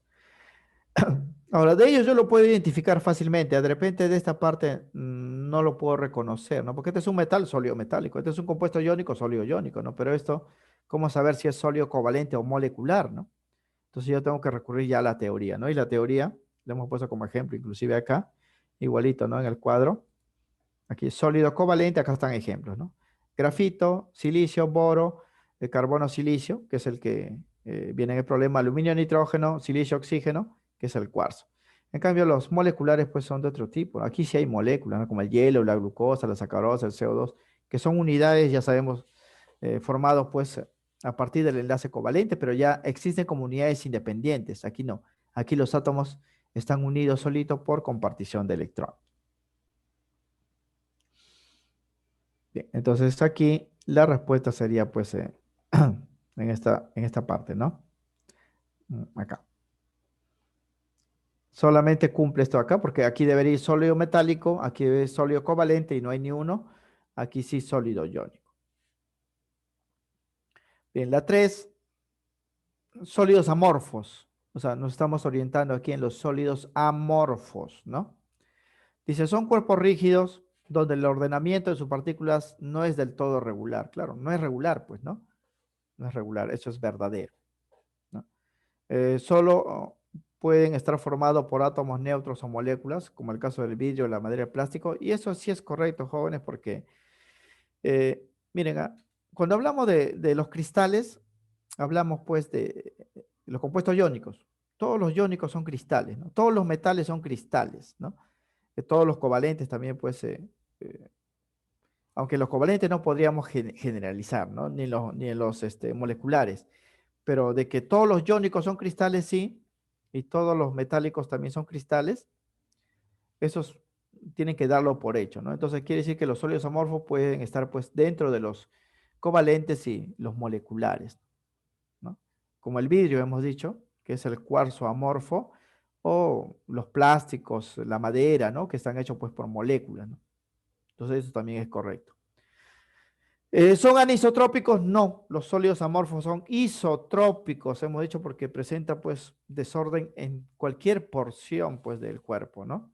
Más bien lo que son anisotrópicos son los sólidos cristalinos, porque ahí casi no hay desorden, ¿no? No hay desorden. El ordenamiento pues es bastante grande, ¿no?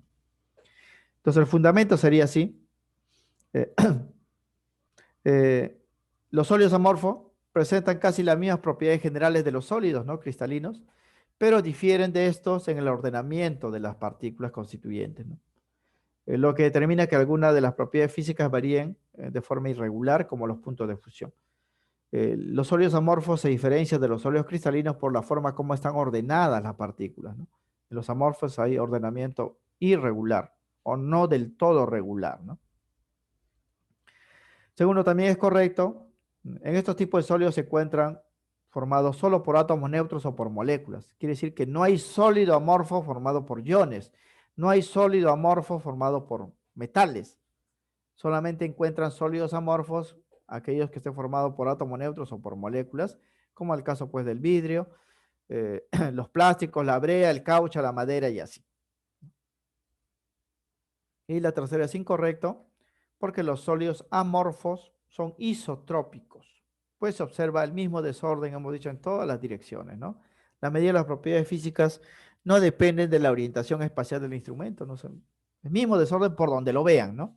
El mismo desorden. Pues es iso. Iso es igual, ¿no? Trópico viene pues de desorden o entropía. Entonces, la clave sería pues la B, son correctas 1 y 2. Esto es incorrecto porque aquí dice anisotrópicos. No, los sólidos amorfos son isotrópicos. Son isotrópicos. La clave sería pues la B. Bien, aquí tenemos también 4 sólidos, hay que relacionarlos, ¿no? Con estas muestras para ver cuál es la respuesta, ¿no? Buscamos lo más sencillo. Primero, bario, ¿no? Bario es un metal, ¿no? Entonces esto va a ir acá, sólido metálico, ¿no? Esta fluorita, miren, metal no metal, ¿no? Iónico, acá. Este cuarzo ya hemos hablado es covalente, ¿ah? Es covalente. Y este naftaleno o naftalina que hemos mencionado es molecular, ¿no? Es un sólido molecular que se evapora muy rápido, ¿no? Entonces vamos a buscar una de estas asociaciones, ¿no? O sea, naftaleno, sólido molecular sería 1C. Busco, no hay 1C. Cuarzo es un sólido covalente, 2B. Busco, no hay 2B. Bario es un sólido metálico porque el bario es un metal. Sería pues 3D. Esa sería la respuesta, ¿no? Esa sería la respuesta porque el otro sería fluorita, sólido iónico, sería pues 4A y no hay 4A, ¿no? El único que cumpliría sería 3D. 3D, o sea, la clave sería la C. Bien, acá está el sustento, ¿ah? Este naftaleno o naftalina es molecular, ¿no? Molecular. Hemos dicho que con ellos se fabrica pues los aromatizantes de sólidos de los baños, ¿no? Esas pastillas, ¿no? O en los taxis a veces cuelgan así unos arbolitos, unas figuritas, están hechos pues básicamente de naftalina. En cambio, esto acá es el cuarzo, sólido covalente, átomos neutros unidos por enlace covalente. El bario es un metal, ¿no? Sólido metálico, cationes metálicos unidos por enlace metálico. Y la fluorita, ¿no? Es una sal, toda sal es compuesto iónico, es un sólido pues iónico, ¿no? Entonces, estos son los tipos. Y de estas 4 asociaciones, solamente verificamos la relación correcta 3D, ¿no? 3D, que sería la clave, pues la C.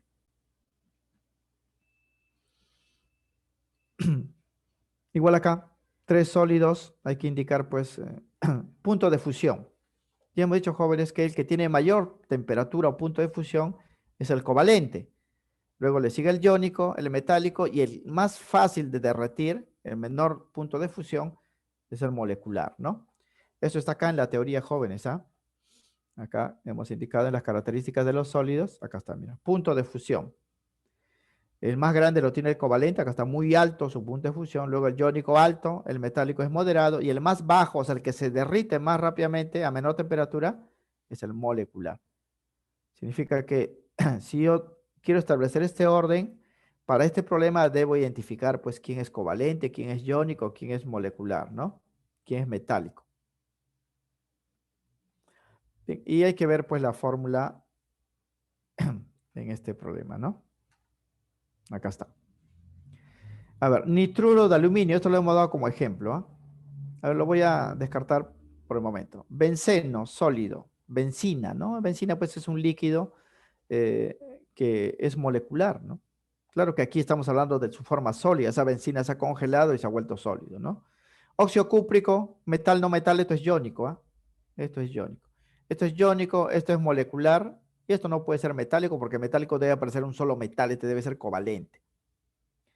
Entonces, como me piden a mí indicar el orden creciente, o sea, de menor a mayor, primero voy a colocar el más bajo, molecular, ¿no? Sería pues 2.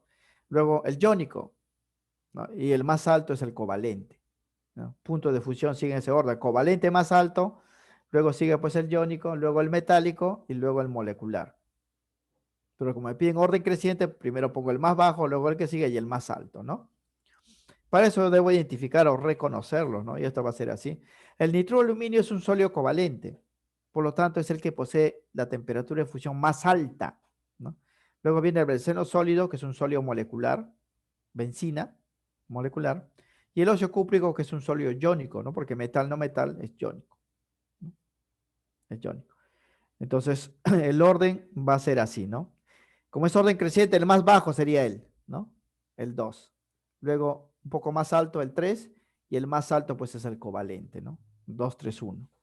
Ese es el orden que hemos indicado, pues, en la teoría. Entonces, la clave sería, pues, la B, ¿no? 2, 3, 1. El problema, como le digo, es reconocer, ¿no? Reconocer, pues, a los tipos, ¿no? Por eso hemos colocado, pues, ejemplos de referencia y ya, pues, a veces también tiene que ver el sentido común, ¿no? Esto no está como ejemplo, pero es un óxido metálico, ¿no? Entonces, metal no metal es iónico, ¿no? Yo lo puedo reconocer, ¿no? La clave entonces sería la B. Para el problema 6 y en adelante ya es la parte líquido. Aquí tenemos 3 líquidos y me dice pues orden creciente de presión de vapor. O sea, ¿quién se vaporiza más rápido? ¿Quién más lento? ¿No? Como es orden creciente, primero vamos a colocar al que se vaporiza lentamente y al final al que se vaporice más rápido, porque es el que genera mayor presión de vapor. Y para eso analizamos los enlaces, pues benceno es orgánico, mercurio es metálico, etanol tiene puente de hidrógeno como todo alcohol, ¿no? Entonces la relación va a ser así. La presión de vapor de los líquidos se evaporan con facilidad y ejercen mayor presión de vapor cuando las fuerzas que los mantienen unidos son débiles, ¿eh? Mientras más débil es la fuerza, más rápido se vaporiza, más presión va a ejercer. Entonces aquí hay que analizar el tipo de enlace para ver quién es más fuerte, quién es más débil, ¿no? Va a ser así. El benceno es un compuesto orgánico apolar, por eso la benzina disuelve lo que no disuelve el agua. Si es apolar, tiene fuerza de London. Esta es la fuerza más débil. Significa pues que este benceno se evapora muy rápido y su presión es muy alta. Mercurio es catión metálico. Está formado por cationes metálicos porque el mercurio es un metal. El enlace metálico de los tres es el más fuerte porque los enlaces interatómicos son más fuertes que los enlaces intermoleculares, ¿no? El etanol es una molécula polar, como todo alcohol, porque tiene OH, ¿no? Tiene puente de hidrógeno. Entonces, estos dos son moleculares, pero este es más fuerte, este es más débil, ¿no? Y el más fuerte de todos es el enlace interatómico. Entonces, quiere decir que el mercurio va a ser el más difícil de evaporar, por lo tanto va a ejercer poquita presión. En cambio, el más fácil de evaporar está aquí, por la fuerza del hondo que son débiles, ¿no? Va a ejercer mayor presión. Entonces, el orden creciente de presión de vapor de menor a mayor valor sería así, ¿no? 2, el más difícil de evaporar. 3, el que le sigue. Y 1 es el que es más fácil de evaporar. Y el que se evapora más fácil, más presión va a ejercer, pues, ¿no? Ese es el orden. La clave sería acá la B. 2, 3, 1. Problema 7. Aquí tenemos, miren, presiones de vapores diferentes a diferentes temperaturas, ¿no? A 0 toma este valor, a 50 este valor, a 100 este valor. Son presiones de vapor de la acetona, un líquido pues orgánico también.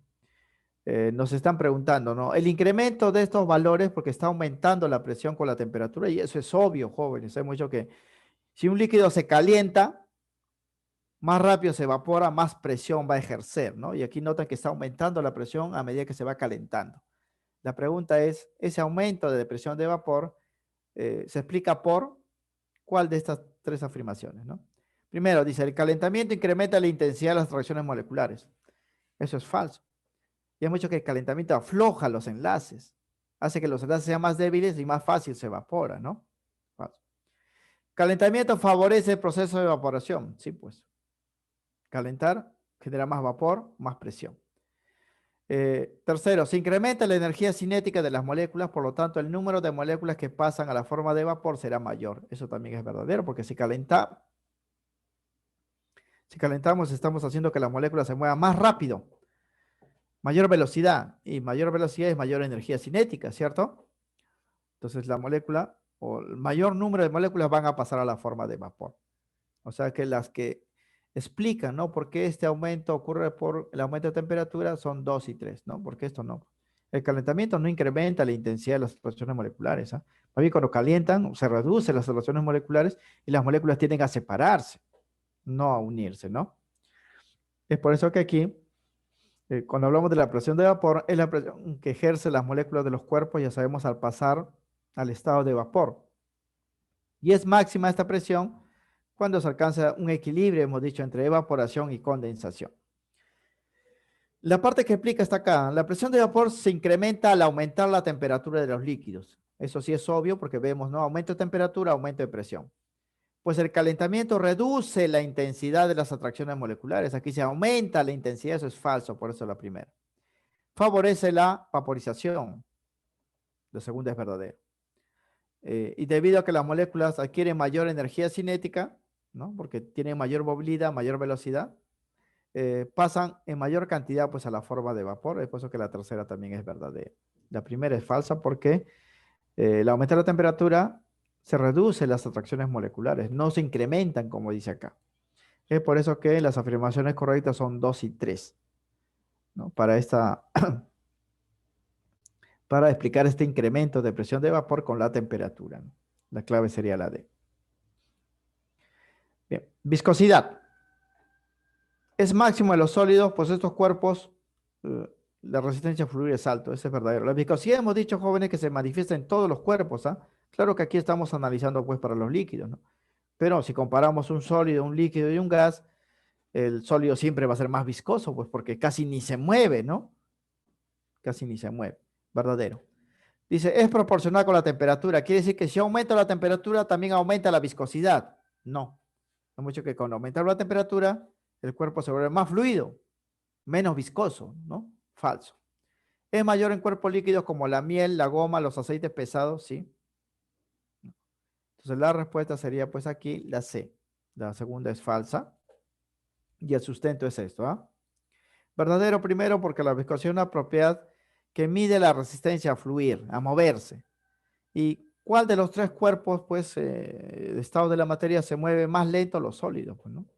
Los sólidos. Los gases son muy fluidos, o sea, su viscosidad es casi cero, porque los gases, pues, se mueven a grandes velocidades. Los líquidos tienen viscosidades, pues, variadas, ¿no? Pero los sólidos, pues, tienen una viscosidad ya que tiende al infinito, pues el sólido casi ni se mueve, no se desplaza, ¿no? Verdadero.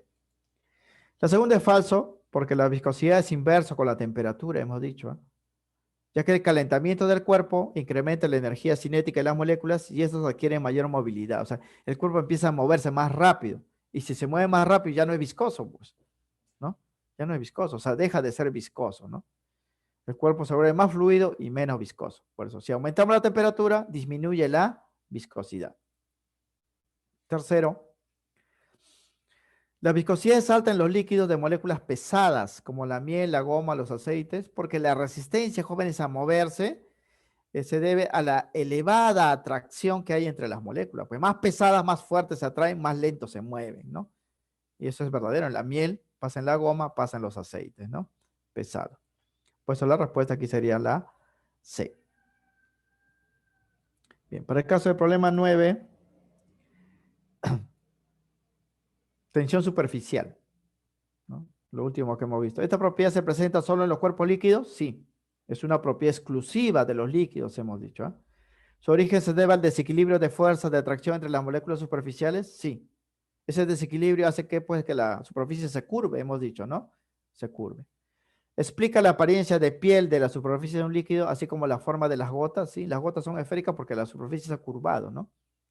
Entonces aquí las tres afirmaciones, pues, son verdaderas, ¿no? Respecto a la tensión superficial. Está en la teoría, jóvenes, ¿ah? Propiedad exclusiva de los líquidos, pues ningún otro cuerpo presenta, pues, una superficie que posee diferentes características que otras partes del cuerpo, ¿no? La segunda también, esta tensión superficial se debe al desequilibrio de las fuerzas en la superficie pues del líquido, ¿no? Lo que tiende pues a crear una resultante que apunta hacia el centro y tiende a curvar la superficie pues del líquido, ¿no? Y la tercera también es verdadero porque la tensión superficial genera una especie de piel del líquido capaz de soportar el peso de objetos pequeños, como ese insecto que hemos visto en esa imagen, ¿no? Y a su vez reduce el área al mínimo, ¿no? Por eso las gotas se ponen esféricas, ¿no? Porque la esfera es la figura geométrica de menor área superficial, deben saber ustedes por geometría, ¿no? Las tres afirmaciones son correctas, la clave es la A. Y por último, la 10, dice, ¿cuál de las siguientes propiedades de los líquidos son proporcionales con la temperatura? O sea, si yo aumento la temperatura, ¿cuál de estas propiedades aumenta? Están preguntando. Si aumenta la temperatura, aumenta la presión de vapor en el líquido. Sí, pues porque al calentar más vapor, más presión, verdadero. Si aumenta la temperatura, aumenta la viscosidad. No, pues si aumenta la temperatura, el líquido deja de ser viscoso y se vuelve fluido, ¿no? La tensión superficial. La tensión superficial depende de la atracción de las moléculas, ¿no? Pero si yo caliento, jóvenes, esa atracción baja, ¿no? Y la tensión disminuye, ¿no? En un líquido caliente, la superficie se rompe más fácil, ¿no? ¿Por qué? Porque ya la tensión baja debido pues al calentamiento. Entonces, indicamos acá, se cumple esto, ¿no? La presión de vapor depende de la facilidad de vaporización del líquido, por lo que el aumento de la temperatura favorece este proceso, pues, ¿no? Si calentamos, más vaporización, más presión de vapor, ¿no? Cambio de la viscosidad y la resistencia a fluir. Se reduce al aumentar el movimiento molecular, ¿no? O sea, si la molécula se mueve más rápido, ya la viscosidad baja, pues la viscosidad es moverse lento, ¿no?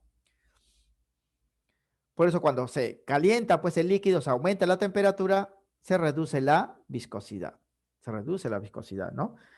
Así, por ejemplo, la brea o asfalto de carretera, que es un cuerpo entre sólido pues, y líquido, ustedes habrán notado cuando asfaltan las carreteras, el asfalto siempre está caliente, ¿no? Caliente, sale pues humeando. ¿Por qué, jóvenes? Porque al aumentar la temperatura se vuelve más fluido, porque si no sería difícil colocarlo pues en la pista, ¿no? La viscosidad y la temperatura son inversamente proporcionales. Aquí me pide quiénes son proporcionales. La tensión superficial también es mayor en moléculas que se atraen fuertemente. En cambio, el aumento de la temperatura reduce la atracción y reduce también la tensión superficial. Entonces, el único que aumenta con la temperatura es la presión de vapor. De estas tres, ¿no? Que están mencionando acá. Por eso la clave sería pues la A, ¿no? Solo uno aumenta con la temperatura. El resto se reduce la viscosidad, se reduce la tensión superficial. Bien, eso vendría a ser entonces la parte teórica. A veces la teoría, jóvenes, es un poco más difícil de comprender porque teoría pues es versus teoría, ¿no? Yo tengo que recurrir pues a mis anotaciones para dar la respuesta. Como van a hacer ahora con el temático, ¿no? Pueden ingresar ya entonces, jóvenes, a el intranet a dar su examen, que sería pues rapidito porque todo acá es teoría, no hay pues que resolver nada, simplemente consultar la teoría o recordar pues las propiedades que hemos mencionado y responder, ¿no? Me confirman, jóvenes, si pudieron ingresar. Sí se puede Eh, ingresar, profesor. muy bien. Tienen entonces 10 minutos. Yo creo que en 5 lo harían, ¿no? Para responder simplemente porque pueden verificar que solamente es de teoría, ¿no?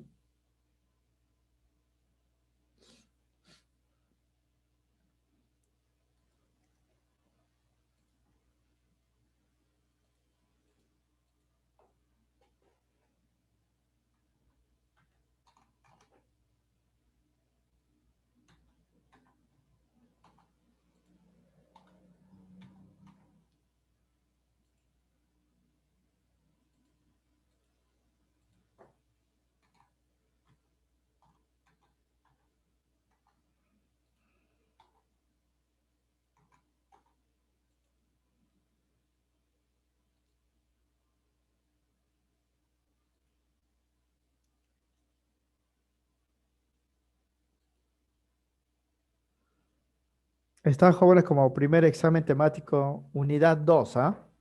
Porque ya con ustedes empezamos la segunda unidad, ¿no? Ustedes tienen una sola evaluación en todo el bimestre, ¿no? Además lo pueden reconocer por la fecha, 18/6/2021.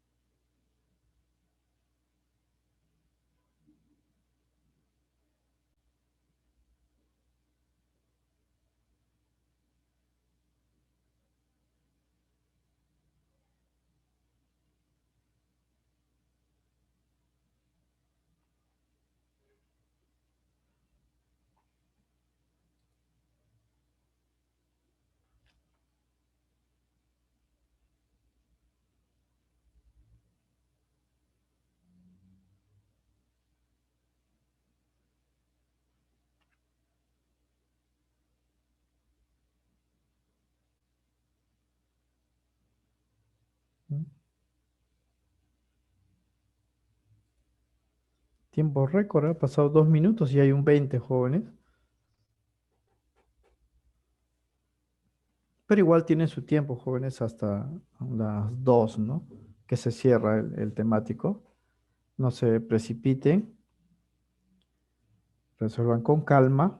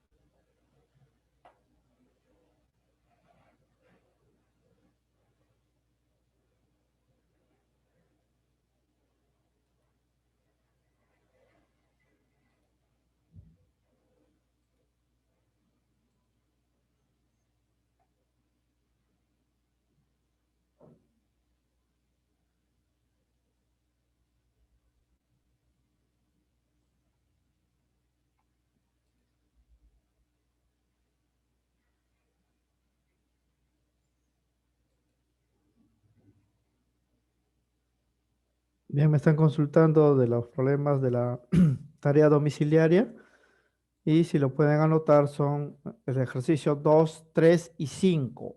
2, 3 y 5. Eso es lo que van a tener que desarrollar, jóvenes. A problemas 2, 3 y 5.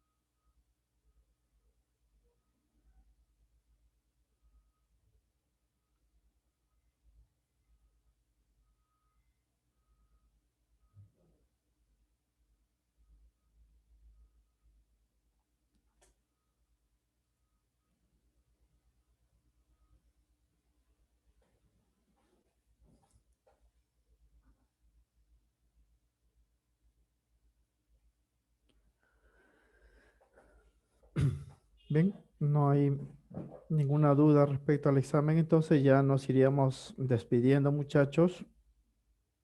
Hagan su tarea domiciliaria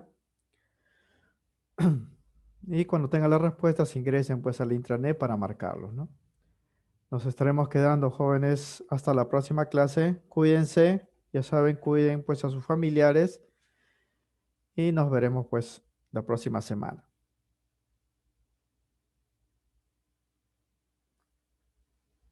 Jesús, nos vemos más tarde.